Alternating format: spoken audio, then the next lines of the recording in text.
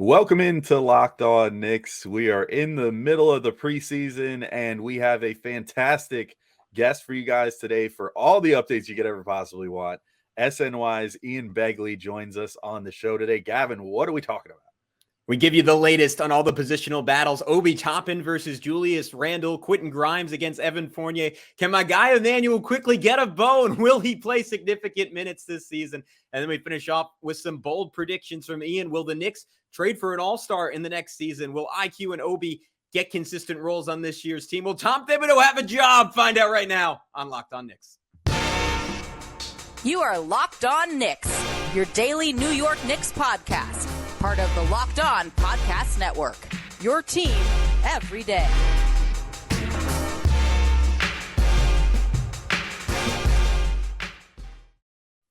All right, welcome in to Locked On Knicks. We wanted to thank you guys for making Locked On Knicks your first listen today and every day, whether you're checking us out on your favorite podcast platform or taking in the sights and sounds on YouTube. We appreciate you guys making us a part of your daily routine.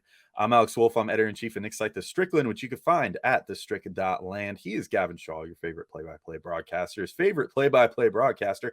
And we are joined by Ian Begley of SNY today. He, of course, writes for them, breaks tons of news. You can follow him at Ian Begley on Twitter. If you're somehow watching the show and not following Ian Begley, what the heck is wrong with you? But also hosts the show The Putback on SNY, which will be coming back, as we learned at the end of the show, after the day of the season opener, and then having consistent shows throughout the year. So definitely check out The Putback as well from Ian. But I won't hold this up any further. We got lots of great stuff to talk about right now with Ian Begley. All right, as promised, we are very excited to welcome back SNY's Ian Begley to the podcast after a long, arduous summer. We're now finally in the preseason and getting towards actual regular season Knicks basketball, and lots of good stuff to come up. Ian, I'm not going to hold this up at all and just jump right into the deep end here and start in on the discussion.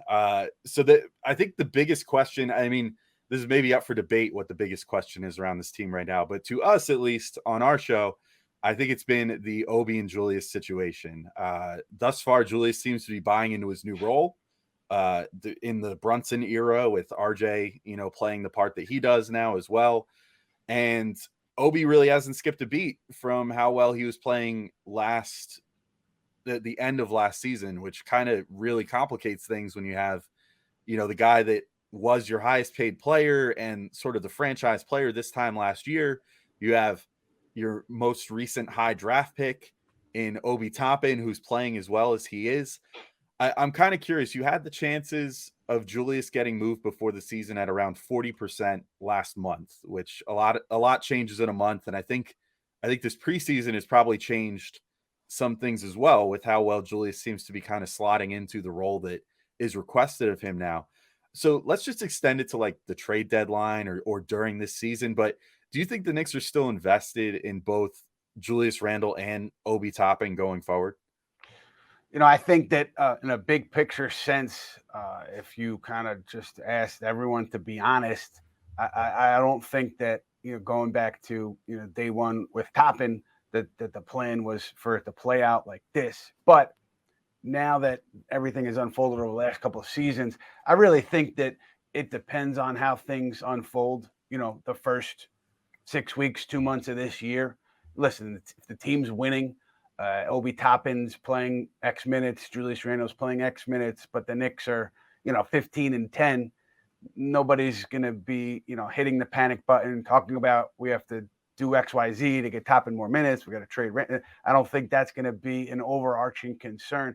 The issue, though, is if things, go sideways and don't go as well, that's going to be, a stress point for everybody because, I think we saw it year one. No one really talked much about it because Julius Randle played so well. The Knicks exceeded expectations, made the playoffs. So it wasn't a big debate last year if things were rocky. And you asked yourself, why is their top draft pick in the Leon Rose era, not having a consistent role, getting consistent minutes? Obviously, he started to in the second half. He had a big run, especially after Julius Randle sat down due to injury. Obi Toppin played really well. So to me, it just depends on the nightly results for the Knicks early on as to whether, this becomes something that they have to take action on, or they can let kind of sit as it is and see where things play out. Do you think if there's a night where Obi, and I guess this is subjective to some extent, but there's a night where Obi Toppin is clearly outplaying Julius Randle, will Tom Thibodeau be willing to pivot and say, all right, Obi's been the better player tonight, he's the one who's going to finish this game? Or will it be sort of similar to last year, where I think a lot of the frustrations with Randle and Tibbs derive from it didn't really matter what Randle was doing on the court. He was given the benefit of the doubt, and maybe coming off of a second-team All-NBA season, that was completely warranted. But now, especially with what we're seeing from Obi early this preseason, do you think there's a world where Tibbs will have some flexibility on a night-to-night basis? Yeah, I think, if there's a night where Julius, for whatever reason, doesn't have it and Obi does, I wish I could answer that question. I don't have strong insight into if things have shifted to the point where Tom Thibodeau says to anyone, Julius Randle included, if you're not performing on a given night, you're going to sit. That's what we hear from Thibodeau when he talks to us about his approach generally. But there's going to be a time, because it's an 82-game season, it's inevitable. There's going to be a night where, Randle doesn't have it, and you would logically go to someone else to try to get the win. So to me, that's a big litmus test for Thibodeau. I think it's a great question. I just don't have any fresh insight into how Thibodeau might approach it.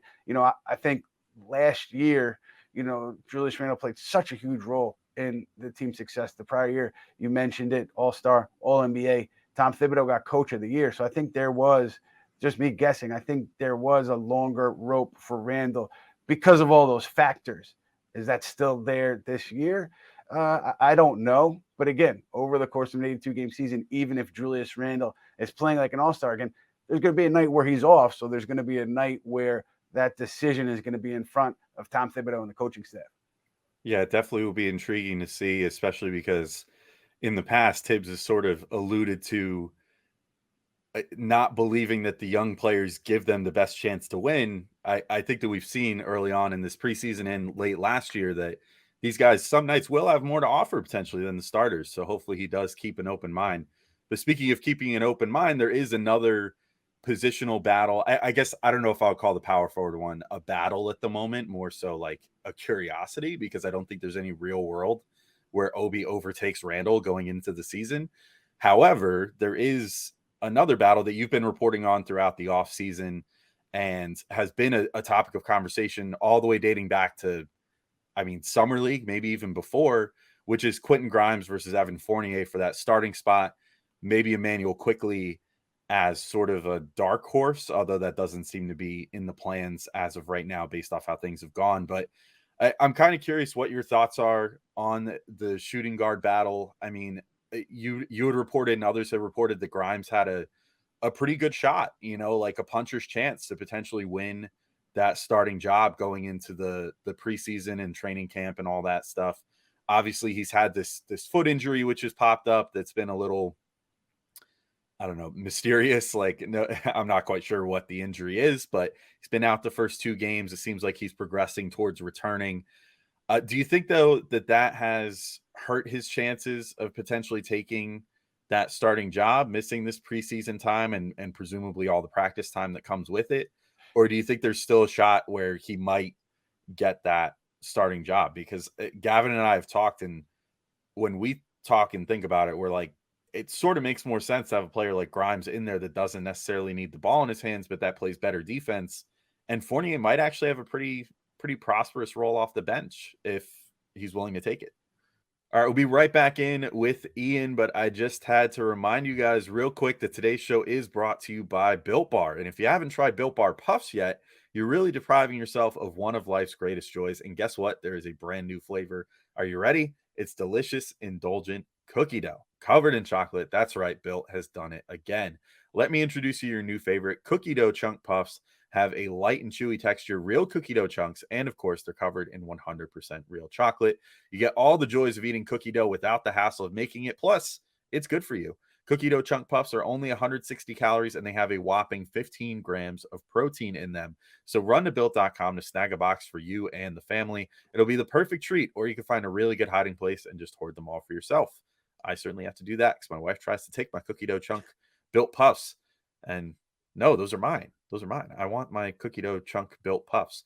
And I just know you guys are going to love the cookie dough chunks, whether you need a snack for your workout, a late night treat, or just to grab a quick bite. Built is the perfect protein bar, and they taste better than a candy bar. So ditch the calories, fat, and sugar and grab yourself a Built bar. Go to Built.com and use promo code LOCKEDON15, and you can get 15% off your order.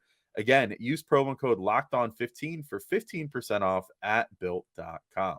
Yeah, I think that, is going to be under consideration, I think, throughout the year. But I think early on, because of the Grimes injury, and he just hasn't been available to practice or play, I think Evan Fournier is going to be the starter on opening night. I mean, that would just be my guess based on everything that you've seen and you've heard to this point, because even Grimes himself said that, he was under the impression that he was going to have a chance to win the job in camp. And the idea that he hasn't been able to play, obviously, that takes that battle and tables it for the moment. But I think it'll be under consideration during the regular season once Grimes gets back to full health.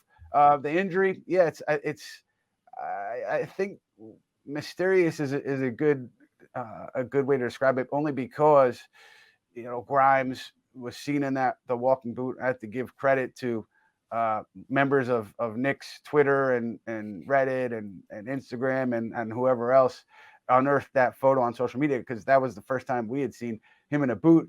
And he finally came back and practiced in full earlier this week. But then the next day he didn't do everything in practice. So it kind of makes you wonder, like, why is he not able to go 100% back-to-back days? The Knicks have said that, everything is going according to plan. They have a plan in place. The training staff does, to get him back on the court. And the practice on Tuesday, where he didn't go full, is just a part of that plan. So, they say that everything is okay and he'll be back on the court. But it is a little mysterious, foot soreness emanating from, it seems like working hard in the off season, and then, his foot just got sore, maybe from overuse. So it's a tricky thing. I would assume that rest is the best medicine, but if you're itching to get back on the court, as Grimes is, and as the Knicks are itching to see Grimes back on the court, it seems to be like a tricky one to handle. I want to get a feel for the third guy in that conversation, Immanuel Quickley. You reported an article back in mid-September that there was an expectation that he could have a bigger role this season. And I was curious if that was a bigger role relative to where he was playing early last season, or even a bigger role to what he was doing post All-Star break, where he was averaging 27.5 minutes a game. And then it's sort of this game of, all right, where do those minutes come from? Obviously, Jalen Brunson is, knowing Tom Thibodeau, he's going to be out there 36 minutes a night, almost at a minimum. You still have Derrick Rose, who hasn't played much this preseason, but you would know better than I would. The sense that I have is like, all right, that's just Tibbs kind of ramping him up and not seeing any need to risk injury with him. And by the same token, you could make the argument that right there with Obi Toppin, Immanuel Quickley was clearly the best player on this team for the final 5 games of the season last year, and looked like he certainly ascended a level in terms of his playmaking and even his confidence as a shooter. Where are you at on him coming into the season, and what's a reasonable expectation for his role? Yeah, I think that when I reported the idea of him, the expectation being that he would get a bigger role, particularly early on, it was like basically the idea that they're going to give him the opportunity to like show what he has coming into this season right now. And I mentioned in that story the preseason, because I was under the impression that he would get more minutes, a chance to have more minutes in these preseason games. So as far as his role moving forward, I think he's shown the Knicks, and everything that they've said publicly is that they've really liked what they've seen from him. He's shown the Knicks that he is continuing on an upward trajectory. The tricky thing, as you guys noted, is the minutes. Where do they come from? Who does not get in the rotation because Quickley is getting more minutes? Whose minutes are cut because Quickley is getting more minutes? So, those questions I'm not quite clear on the answers to as of yet. I just knew that, going into the camp, the expectation was that he would have the chance to have a bigger role, and because the Knicks wanted to see kind of where he was and give him an extended time to show that. Yeah, likewise to Quickley, do you think is your read on the Derrick Rose situation that what we've seen so far is going to be more what his role is going to be going into the season? Because I think that we've said quite a bit, like we're not really sure where Derrick Rose fits in on this team as like an everyday player right now, because even as great as his 2021 season was, last year he was hurt for a large swath of the year, but not with an injury that seems like it should be difficult to, come back from and play with this year. Obviously, you talked about his weight loss and everything else to try to continue prolonging his career. Honestly, an impressive amount given the amount of health issues he had earlier in his career. But at this point with Quickley, kind of commanding more of a role at this point. We've even seen Deuce McBride really come in and like shake things up during the preseason here every time he touches the floor.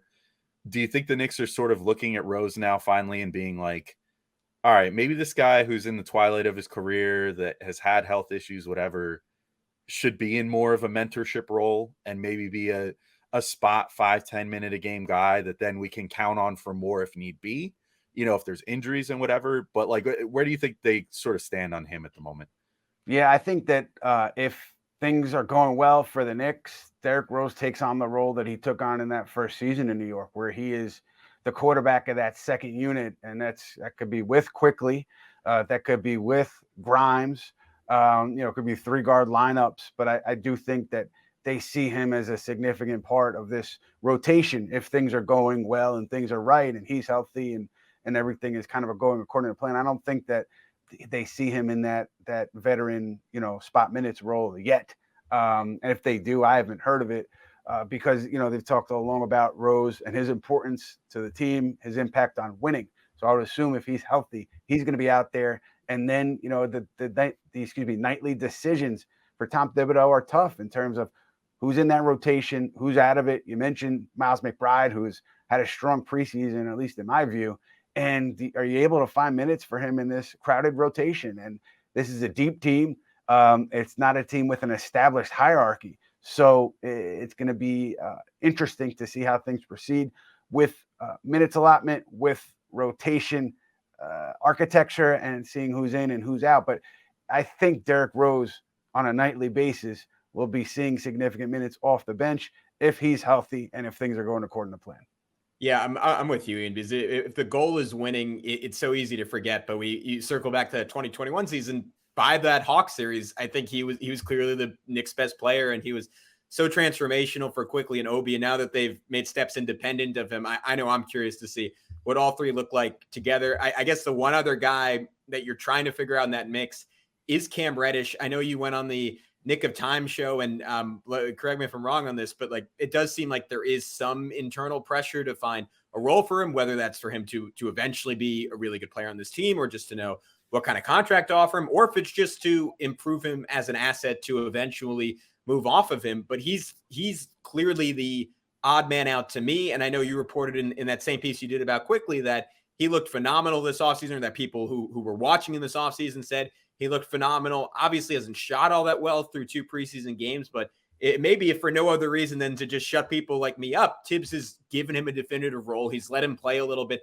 through those bad shots. Obviously, Fournier and Grimes being out have played a role in that. But do you think the minutes he's been allocated in this preseason translate to the regular season? Or is it more Tom Thibodeau saying, see, I gave him a clear chance. Much like last season, he does some stuff well, but still can't hit shots. So he's not going to play over these other guys. I think a lot of that will depend on, what we see over these next 2 preseason games, Indiana on Wednesday and then Friday against Washington, because I don't think that Cam Reddish, he's had nice moments, but I don't think that he's put together a body work over the first 2 games of the preseason where you look at it objectively and you say Tom Thibodeau has to find minutes for Cam Reddish this season. No question about it. And it's something is very wrong if he's not in the rotation. We haven't seen that yet from Cam Reddish. I think reasonable people maybe could disagree on that, but that's how I see it. So I think it depends on what you see from Reddish. Again, these last 2 preseason games, does he do enough to force Tom Thibodeau to put him in the rotation? And listen, I think with Reddish, you can't, at least listen, based on the first 2 preseason games, you can't say like, oh, Tom, the coach is holding him back or XYZ is holding him back because he's gotten the minutes. Now, he hurt his ankle in that first preseason game, and it was early on in the game, and he stayed in the game, and he tried to play through it, which I think is something that Tom Thibodeau likes. And then he came back and was available the next night, not the next night, but the next game. And so that he didn't let the injury sideline him. So he stayed on the court. And I think that tells Tom Thibodeau something about Cam Reddish's commitment. But I think you have to see something from Cam Reddish that really jumps off the screen when you're watching a game over these next two games to say, like, Tom Thibodeau has to put Cam Reddish in the rotation, because right now I don't think he's made that case. All right, guys, we'll be back with Ian Begley with a final lightning round. Does he predict that the Knicks will trade for an all-star in the next 2 seasons? Does he think Tom Thibodeau has a job in the next 2 seasons? But before we get to that, if you want to use some of the fantastic insider information that Ian is giving you in this episode, there's only one place I would tell you to go and use it, and that is PrizePicks, my favorite daily fantasy site. Once the season starts up, I'm going to be taking, a Luka Doncic over on points. If I want to make it Knicks-centric, I'm going to take Immanuel Quickley and over on assists on maybe a nightly basis, RJ Barrett, and over on dunks. Can I get that one? I'm not sure. I got to go check it out on PrizePicks. But how does it work? You pick 2 to 5 players, and if they go score more or less than their PrizePicks projection, you can win up to 10 times your money on any entry. No competing against other people, just you versus the projections available. PrizePicks offers projections on any sport that you watch. This includes NBA, NFL, MLB, NHL, PGA, college football, men's college basketball, women's college basketball, soccer, WNBA, esports, NASCAR, tennis, MMA, boxing, disc golf, Euro basketball, cricket, and more. I am fascinated with the mores. That is every sport. PrizePicks entries can be made in 60 seconds or less. It's just that easy. Safe and fast withdrawals and currently operational over 30 states and, most importantly, Canada. Download the PrizePicks app or go to prizepicks.com to sign up and play daily fantasy sports. First-time users can receive a 100% instant deposit match up to $100 with promo code LOCKEDON. If you deposit $100, PrizePicks will give you $100. If you deposit $50, PrizePicks will give you $50. So don't forget to enter promo code LOCKEDON at sign up for an instant deposit match up to $100. So we've zoomed in on some of the micro things here in the preseason. I want to zoom out a little bit and talk a little macro stuff here. So we obviously just went through the offseason that we went through with the Donovan Mitchell saga. We were commiserating before the show about how it kept all of us on pins and needles this whole offseason about what the Knicks were going to do, and the various names that were involved potentially in trades and all this stuff. I'm kind of curious what your thoughts are. Do you think that this team is going to look mostly the same by midseason this year, like around the trade deadline? Or do you think that this past summer of chasing Donovan Mitchell is more of a sign of things to come as far as player movement for this team? Because we've been talking about this a decent amount, but I'm kind of curious what things are going to be like in that locker room this year, when the next rumor is going to come up. Like, it definitely seems, based off this past offseason, that the Knicks are ready to move on whatever stars become available. Do you think that that's something that they might pursue during this season, should some such player become available? Or do you think that the mindset is going to be more of like, let's get through this season, let's do our business in the offseason? Because it does seem like this team, dating all the way back to even previous regimes, is definitely more of an offseason team than like a trade deadline team. Like, they're not generally the team that's going to make a big splash mid-season. It seems like they sort of value that season-long continuity. I'm just kind of curious what your read is as far as that whole situation goes going into the season.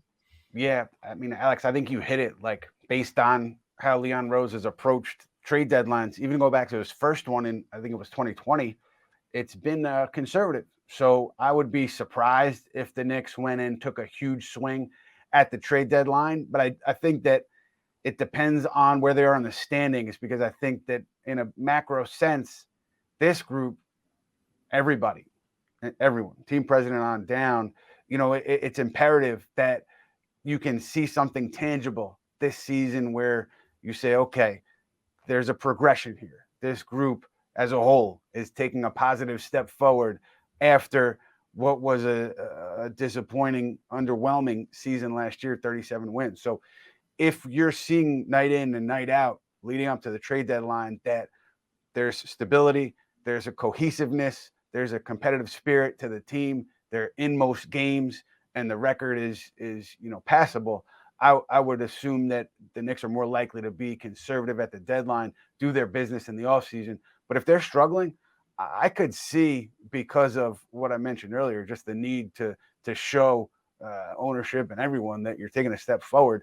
I could see them being more aggressive and taking a bigger swing at the deadline if things are a little bit shaky.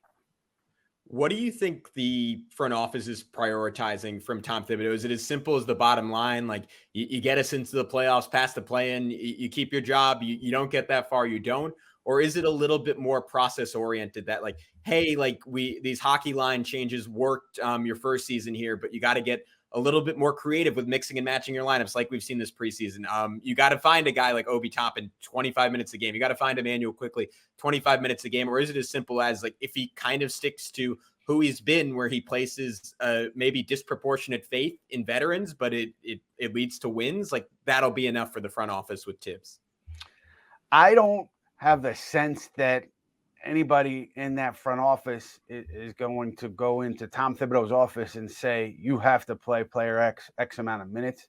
I don't, I mean, it would be a departure from the previous, how they've dealt with things previously. Like, I think the lineup decisions are Tom Thibodeau's at the end of the day. Maybe there's, suggestions. Maybe there is, just the planting bugs in Tom Thibodeau's ear about XYZ. But the decision will be his at the end of the day. And so whether a young player plays over a veteran who Thibodeau thinks gives them the better chance to win that night remains to be seen. But I don't think the front office, I would be surprised, I should say, if the front office has said to Thibodeau at all, you have to play Obi Toppin, 25 minutes, or you have to play Miles McBride in your rotation, something like that. It's going to be based on Thibodeau's judgment and his judgment alone. And I think he'll, sink or swim based on that, just because the personalities involved. I can't see like Leon Rose telling Tom Thibodeau, you have to do this. And Leon Rose, I should say too, in that interview with Alan Hahn, MSG Network, Hahn asked him, has there been any edict to Tom Thibodeau to play the younger players? He said, no edict. And Tom Thibodeau, what we know is he's going to put us in the best position to win every night. And that's going to be his motivation. So take that for what it is. Yeah, I think it would be unreasonable to assume that the front office is putting any sort of edict on him, other than maybe just saying, Tibbs, we need you to take a look in the mirror and find something new. But we're not going to tell you what that new thing is, but get better results than last year. And clearly they think that he can do that. I want to move to, before we wrap up here, just some quick hitters, some little quick answer questions, lightning round, we could call it, whatever. So we'll just get your take on a few little things here. Where do you stand on an over-under of 24 minutes a game for Obi Toppin by the end of the season? It's a good one. I would guess under, but not by much. That hurts, Ian, but I appreciate the honesty. Same question, Immanuel Quickley, over under 24 minutes. Another tough one.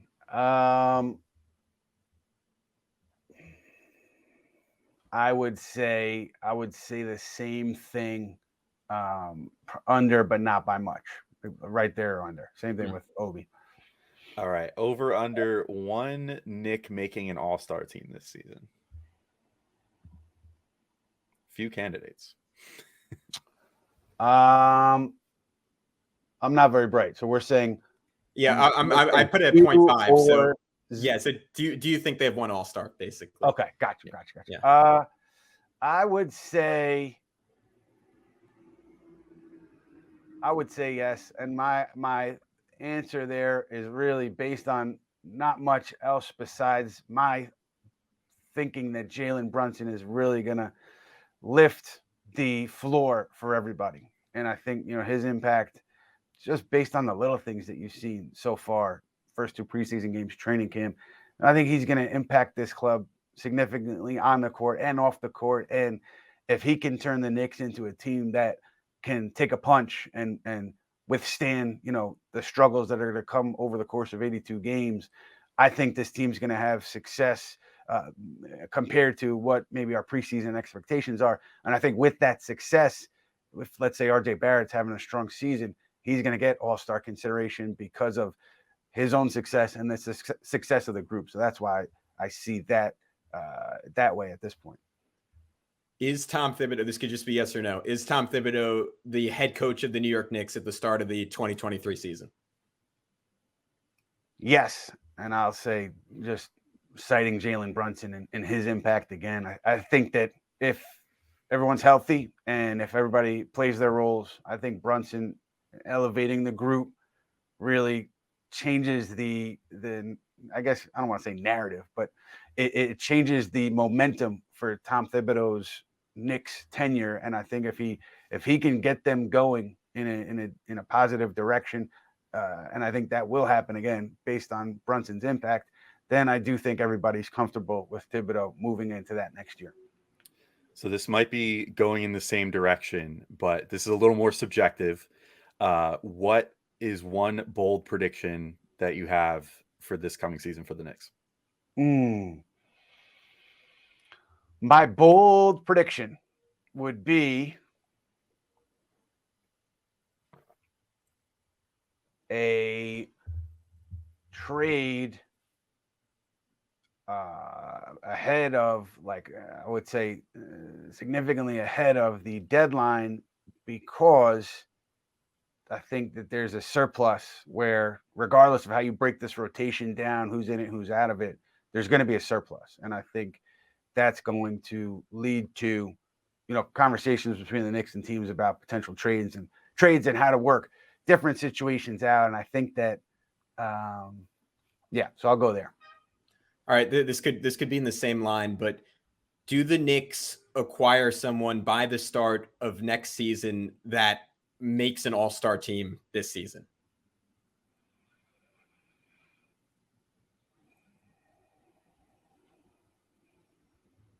Yeah, I would say yes. And my thinking there is the Leon Rose, William Wesley. I think part of the thinking when they were hired by James Dolan was to get top talent.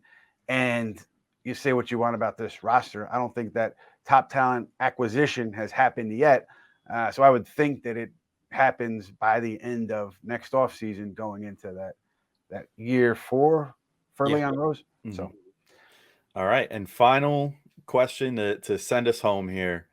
What is your record prediction for the Knicks this year? We could even just say wins, how many wins you think. And do you think they make the playoffs? Or I guess now we have to kind of qualify. Do they make the playoffs or the play-in or miss entirely? I'm going to say 39 wins, play-in tournament, and not getting out of that play-in round. But they get into the play-in tournament, and they show enough to, again, show the neutral observer out there that they're taking a step forward. All right. Ian Begley, SNY, best in the biz, keeps us supplied with information at all times, keeps all of Knicks Nation supplied. And Ian, just shout out to you, man, throughout this whole Donovan Mitchell saga this summer. I think I might have spent more. It was just between you and Woj, just bouncing back and forth on Twitter, but you guided us through it with a steady hand. I can't thank you enough for that, because it was a tumultuous time. Everyone knows, but can you let everyone know where they can find all your work and all the different things you're doing and anything you have coming down the road? Well, first of all, I really appreciate that, Gavin. That means a lot, man, because that's the job, trying to find out information, accurate information, and report it. So that means a ton. So thank you for that. I am at Ian Begley on Twitter. Articles are on SNY.TV. We're going to have a regular putback show. The putback was something we've done the past couple of years. It's going to come back regularly in season. So keep an eye out for that. Opening night will be on in the afternoon for our first one.